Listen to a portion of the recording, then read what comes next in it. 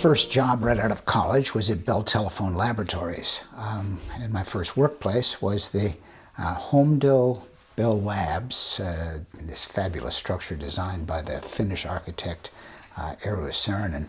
I like to think my jaw wasn't dropping as my boss showed me around that place for the first time. These were the glory days of Bell Labs, already the winner of 9 Nobel Prizes, a record that no company or institution has ever surpassed, by the way. There was fascinating work going on in every corner of that remarkable building.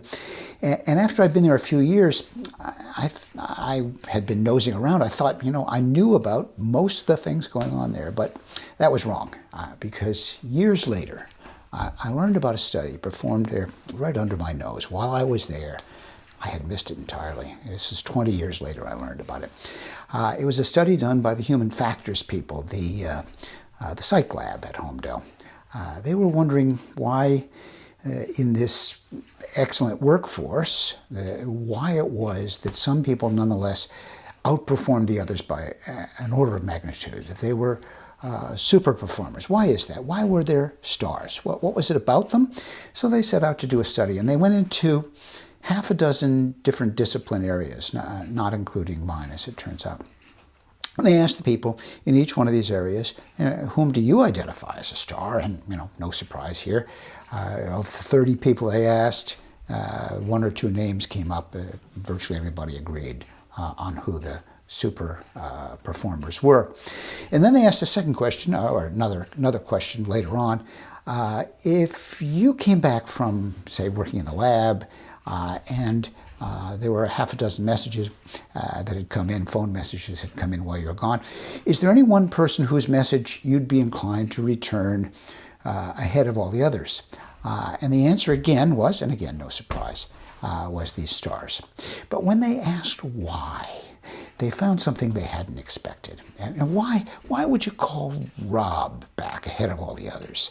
Ahead of Naomi or Lee or Adrian? Why Rob?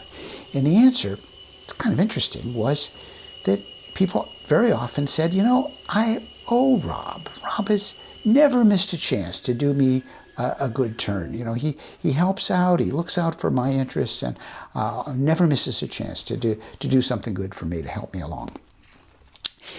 So little by little, they came to the conclusion that this was the most important thing that they had overlooked before, that the people who were true stars, viewed by all of their peers as stars, were not stars because they were the best workers, but because they were the best networkers. And they were the best networkers because they had invested ahead of time in their network. They'd made the connections that they would need someday. They'd done some favors. They'd helped out. They'd been there for the people that they were building the relationships with. So when they needed them, they were quick. Those people were eager and quick to respond.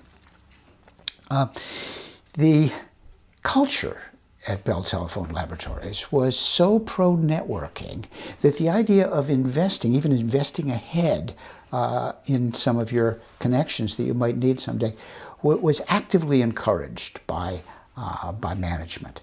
And that's what I think gave that culture such a head start. It just felt remarkable to me because of this collegial sense that pervaded the organization. Now, less great cultures don't have that. Everybody acknowledges that networking is wonderful. Be sure to exploit yours whenever you can.